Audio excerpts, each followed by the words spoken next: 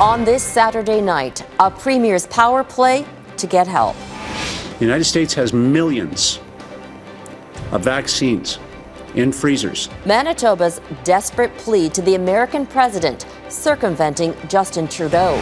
Vaccine passports. Canada prepares for the controversial documents that could allow life to return to pre-COVID times. Plus, the rise of hate crimes in America over a conflict in the Middle East. And new research shows methane levels in the oil patch are higher than what's being reported. Global National with Robin Gill. Good evening and thank you for joining us. Manitoba's premier is making a direct plea to the President of the United States. The province is struggling with a surge in COVID-19 cases, and the pandemic's third wave has put Manitoba's healthcare system on the brink of collapse. Brian Pallister believes Joe Biden can help by sending more vaccines. I'm advocating for the United States and the White House particularly to get out of the way and let states and provinces cooperate on getting vaccines that are in freezers in the United States up into Canada into arms. Pallister says Manitoba's neighbour, North Dakota, has an excess of vaccines and is willing to share, but isn't allowed to export them. Back in March, the Biden administration did loan Canada more than 1 million doses of AstraZeneca. And this week, the president confirmed the U.S. will share an additional 20 million doses of Pfizer, Moderna, and Johnson & Johnson with other countries over the next 6 weeks. It's not clear if Canada is on the list.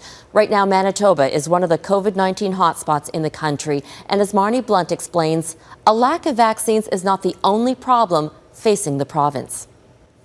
They're images that sparked outrage online. Screen grabs of social media posts circulating, apparently showing a graduation ceremony at Springs Church in Winnipeg, with large groups of people gathered, maskless. Very disappointing and disturbing, and just showed a sort of lack of care for our community and our province in this time of crisis. Global News has not been able to verify the photos or whether the ceremony took place, nor has Manitoba's premier, but Brian Pallister did say action may be taken if needed. I'll certainly look forward to finding out what's actually happened before I comment, but obviously if there are violations, I would expect that there would be consequences for that, and it would be most unfortunate. I think it's frustrating to a lot of Manitobans, particularly heading into a long weekend where we're not going to see our family and friends. It comes as Manitoba put in place tighter restrictions for the May-long weekend, as the province sees record numbers of COVID-19 cases and intensive care units pushed to the brink. Businesses are hurting, families are hurting, relationships are suffering. We're all doing the best we can, and we've got some people out there who choose not to do that. Last fall, Springs Church took the Manitoba government to court after being fined for holding drive-in church services that were banned by the public health orders at that time. This is still a problem, and this is still not representing what I think that Christians and churches should be representing in this time. And not what anyone should be doing amid a state of emergency. They just clearly, do not care about the rules right now and chose to do this thing because it was more important than people dying in the hospital, I guess. Marney Blunt, Global News. Canada is making progress on the vaccine front. According to COVID Tracker Canada, just over 50% of the Canadian population has received at least one dose. About 4% are fully vaccinated. And as more Canadians receive a shot in the arm, a growing number is also in favor of using vaccine passports to kickstart the economy. Jeff Semple explains. In Ontario, the May long weekend is in full swing. Golf courses top a long list of recreational reopenings. From basketball to tennis courts, Ontario's outdoor amenities are back in business after a month-long lockdown. It's great that we're back. But while golfers are giddy, many other Ontario businesses remain shut, some likely well into the summer, even as a fast-growing number of Canadians are vaccinated. And that's spurring calls for so-called vaccine passports. Regardless of how we feel or think, we know that many countries are choosing to impose this. Proof of vaccination is fast becoming a requirement for international travel. The federal government just confirmed it plans to adopt a certificate system for Canadian travelers. But exclusive Ipsos polling for Global News finds a majority would like to extend that system to other activities. Around 74% of Canadians believe vaccine passports should be required from any visitors to long-term care homes, for example. 67% are in favor for anyone attending college or university. The same goes for indoor events, like a hockey game or theater. And 66% want proof of vaccination for outdoor events. Some jurisdictions are already doing just that. More fans in the ballpark here, Michael, tonight, and they're looking for something to cheer about. This week, for the first time in 20 months, parts of Yankee Stadium were full.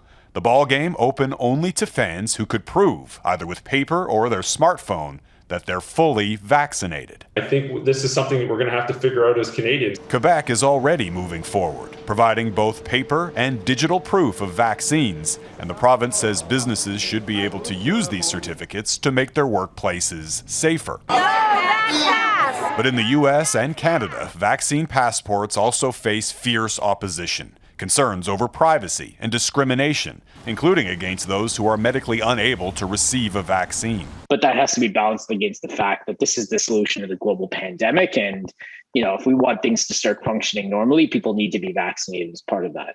Like in the US example, experts here expect vaccine passports to become a patchwork adopted by some provinces and businesses, sure to provide both a lightning rod for COVID controversy and a ticket back to normal life. Jeff Semple, Global News, Toronto. In Ontario, starting tomorrow, people between the ages of 12 and 17 will be able to book an appointment to receive their first shot. Appointments can be made through the provincial booking system and call centre, as well as select pharmacies. Health Canada has authorized the use of Pfizer for that age group. As younger Canadians become eligible for the vaccine, more and more people are rolling up their sleeves to get the shot. Some Canadians are worried about getting the vaccine, but a new Ipsos poll done exclusively for Global News shows most Canadians will get the jab as soon as they can without any hesitation. Jamie Mauracher reports. Just across the road here and then head to the gentleman with the vaccine. Across Canada, people have been lining up to get their COVID-19 vaccine. Make a curve around. I'm scared and excited at the same time. I was just waiting for this. So far, the country has administered more than 20 million doses, a number that has shot up in recent weeks as Canadians itch for a return to normal. Frank Graves has been researching this trend and credits our falling hesitancy rate. For most people, the imperative of getting a vaccine and the fear of missing out is much higher. So we're actually seeing vaccine acceptance rates rising. In fact, exclusive Ipsos polling for Global News reveals 78% of those asked would agree to take a COVID-19 vaccine as soon as they could without any hesitation, up 3 points from last month. When you're seeing your friends, your family, your parents, your grandparents being vaccinated, and most of them have had no adverse effects, you're more likely to want to get the vaccine yourself. Our rollout hasn't been without its issues. A stop on the Johnson & Johnson vaccine in late April and a rollback of the AstraZeneca vaccine last week. But Sabina Vora-Miller, who has been working to dispel vaccine misinformation, says this hasn't deterred people. People's questions are being answered and people are a lot more comfortable given that we are at a point where we've given hundreds of millions of doses worldwide. The proof is in the numbers. On Friday, Canada surpassed the U.S. in percentage of population vaccinated with at least one dose. I find it so cool that now that I could finally get my vaccine, I could just feel a little better. A positive pandemic milestone, experts say, get us one step closer to getting back to normal before summer ends. Jamie Mauracher, Global News, Toronto. Yukon is moving forward with opening up. Starting Tuesday, residents can gather in crowds of up to 200 people for funerals, weddings, and religious services. But they will still need to maintain physical distancing. The government says it's able to lift health restrictions because 76% of residents have received their first shot. And approximately the same number is now eligible for the second dose. Fully vaccinated people won't need to isolate for 2 weeks when they travel to the territory. Social bubbles can be bumped up to 20, plus bars and restaurants are back to full capacity. In the Middle East, Israel's ceasefire with Hamas appears to be holding for a second day, but it could take years for traumatized civilians to rebuild their lives. New footage shows the scale of the destruction Israeli airstrikes inflicted on neighborhoods in Gaza. Officials there estimate more than 2,000 homes were destroyed in the 11-day assault, and 15,000 more were damaged. Schools, medical centers, and vital infrastructure also suffered damage. A convoy of trucks carrying food aid is arriving in Gaza from Egypt. That country helped broker the truce. Its mediators held more discussions with Israeli and Palestinian officials today, aiming to ensure the calm is maintained. That conflict in the Middle East has led to an alarming rise in attacks on Jewish people in the United States. It's happening in two forms: vicious violence and online vitriol. Jennifer Johnson has the story and a warning. Some of the images are disturbing. Violence and chaos in New York's Times Square after someone in a pro-Palestinian caravan threw fireworks into a crowd of pro-Israel supporters. As the crowd scatters, this video captures the moment 29-year-old Joseph Borgen was viciously attacked. All of a sudden, I'm surrounded by like a whole mob crowd of people. They proceeded to, obviously assault me, beat me, kick me, punch me, hit me with crutches. The man seen in the video carrying a crutch has been charged with a hate crime. New York police are searching for other suspects. Borgen says the attackers yelled anti-Semitic slurs at him. You're a dirty Jew, we're going to kill you. Tensions are rising across America following almost 2 weeks of bloodshed in the Middle East. And it's not just physical attacks. Anti-Semitic comments are flooding social media too. We are seeing a level of anti-Semitism related to the conflict in the Middle East that is beyond quantifiable. In Los Angeles, restaurant patrons were pelted with glass bottles and attacked by people waving Palestinian flags. Synagogues are also being targeted. A swastika was carved in the glass of this synagogue in Utah. A brick was thrown into the window of another in Arizona. Act of hatred happened to us. It feels like a real shattering. Tempers are flaring on both sides. Members of the Chicago Coalition for Justice in Palestine flooded the streets, demanding Congress put a hold on sales of U.S. weapons to Israel. But in other places, Israeli supporters are blasting Hamas for its actions. They have been keeping the people of Gaza hostage, shooting missiles at the Israeli civilians, and they don't care who these bombs are falling on. Police in New York, Los Angeles, and other cities say they are stepping up patrols to try and prevent more attacks as anger from the Middle East spills over to America. Jennifer Johnson, Global News, Washington. The Canadian Forces Snowbirds are preparing for a summer flying season that no one was sure would come. The return to the skies follows a somber anniversary. 1 year ago, a crash in Kamloops claimed the life of Snowbirds captain Jennifer Casey. As Paul Johnson reports, the sight of the planes is a sign that getting back to normal is on the horizon. Here's a hopeful sign that we're headed for a return to something like normal. Canada's Snowbirds are back in the air. We're always happy to be back in Comox. CFB Comox is where the Snowbirds traditionally train every spring, putting the finishing touches on their performance for the summer air show season. While there's still a lot of uncertainty surrounding pandemic restrictions, as of this week, the Snowbirds have a 19-date schedule of air shows and flyovers across North America. This year is going to be a special year like last year as well. A year ago, it was a much different picture. Their mission to boost the morale of Canadians in the early lockdowns ended in tragedy when a jet crashed in Kamloops, killing Jen Casey, their public affairs officer. The planes were grounded, air shows everywhere were canceled, and many wondered, would the Snowbirds ever return? We still plan on flying and showing the population of Canada how awesome the team is. And how awesome they are. Few countries the size of Canada have consistently fielded a demonstration team like the Snowbirds, who are typically crowd favorites at air shows with their 9-jet aerial ballet.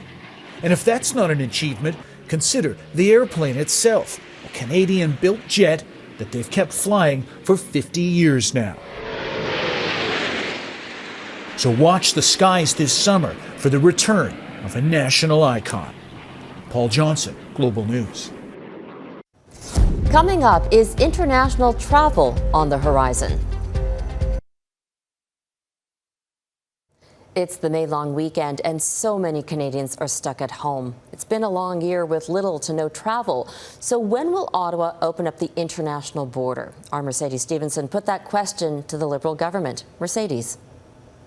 Robin, Intergovernmental Affairs Minister Dominic LeBlanc says discussions are ongoing with the airline sector and international partners about how and when international borders will be opened up. One key issue, options for international vaccine certification, or so-called vaccine passports. As that gets sorted, LeBlanc says the government will also be watching for certain benchmarks to determine when international travel is safe. Those decisions will be governed by what public health advice we get from experts, from doctors and scientists in Canada. They're looking at things like, obviously, the COVID case count, the positivity rates for incoming travelers. They're looking at the stress or capacities of healthcare systems. And obviously, Mercedes vaccination rates are a critical piece of that calculation. LeBlanc wouldn't give a specific timeline on when he thinks Canadians will see those benchmarks, simply saying, we're just not there yet. And with a potential election in the coming months, I also asked Minister LeBlanc about when he expects an announcement on the Governor-General's replacement, a potential key to calling an election. Canada has been without a permanent head of state for more than 4 months. LeBlanc says a committee should give the Prime Minister a short list of candidates very soon. Our committee, Mercedes, won't give the Prime Minister only one name. We're going to give him a short list of names. He'll have a number of names from which we think an outstanding Canadian can be chosen to serve in that role. It's going to be a list of more than one and less than 10. LeBlanc said that he expects the Governor-General's selection process to be weeks more, but not months. So we should have an answer soon. Robin? Mercedes Stevenson in Ottawa. Thanks, Mercedes. Still ahead, methane miscalculations. Is Canada's climate strategy based on the wrong figures?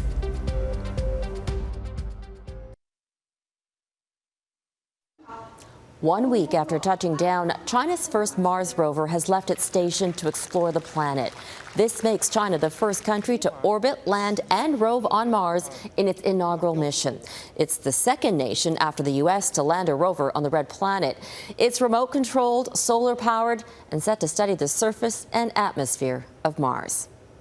Meanwhile, this planet is facing a serious threat: methane gas. Even though we can't see it or smell it, it's considered a potent greenhouse gas. And a new report suggests more methane is leaking from Canada's oil patch than previously believed. As Ross Lord explains, our country's climate strategy may be based on bad estimates. Cutting methane emissions is considered an important part of Canada's fight against climate change. So researchers say it's important to establish how much of the harmful greenhouse gas is escaping from oil and gas developments. But new findings from a study led by Nova Scotia researcher Caitlin McKay suggest calculations have been fuzzy. It's becoming clearer that there are some issues that need to be worked on. The federal government has promised to cut methane emissions from oil and gas 40 to 45% below 2012 levels by the year 2025. But the new research suggests the government's targets are based on inaccurate estimates for how much methane is currently leaking. The report says actual emissions range from equivalent to substantially higher, likely exceeding government estimates by a factor of 1.5 or 50% more. Environmentalists say the findings are important. Methane makes up about 15% of Canada's greenhouse gas emissions. Now, this research is telling us it's higher than that. As a result, McKay says more work is needed to stifle methane. Based on our study, it seems as though that we need to be reducing more emissions than previously estimated. Her team's findings are based on 6,600 measurements, providing a larger body of evidence than government estimates. Data was collected while driving through oil and gas installations using laser technology to analyze the methane. Funding partners include industry through the Petroleum Technology Alliance. Oil and gas developers have an incentive to take part. They could qualify for federal funding that pays them for finding ways to meet methane regulations. McKay hopes the government uses her team's findings to update the extent of Canada's methane problem as it figures out how to fix it. Ross Lord, Global News, Halifax. Up next, did a BC woman drown or was she murdered? What her husband has to say about the case.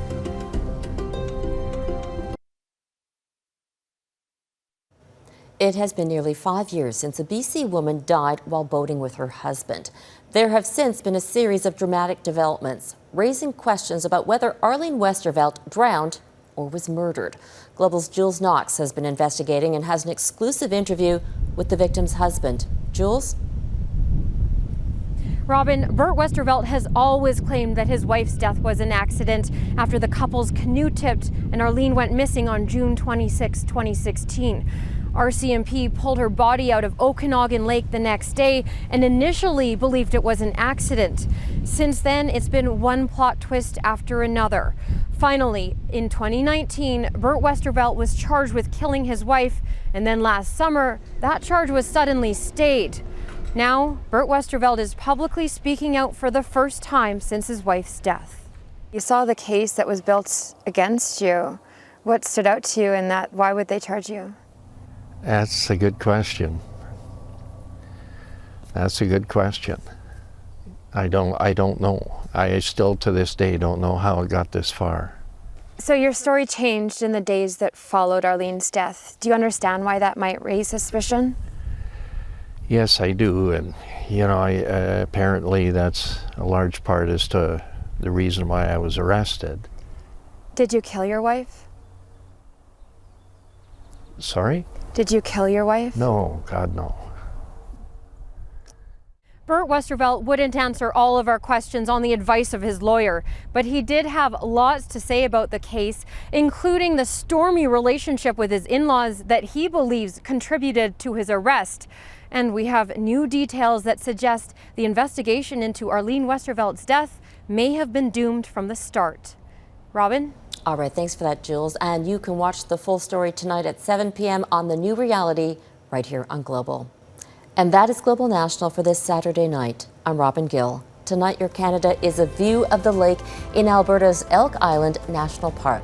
Thank you for watching. Please enjoy this long weekend safely, and I'll see you back here tomorrow. Have a great night.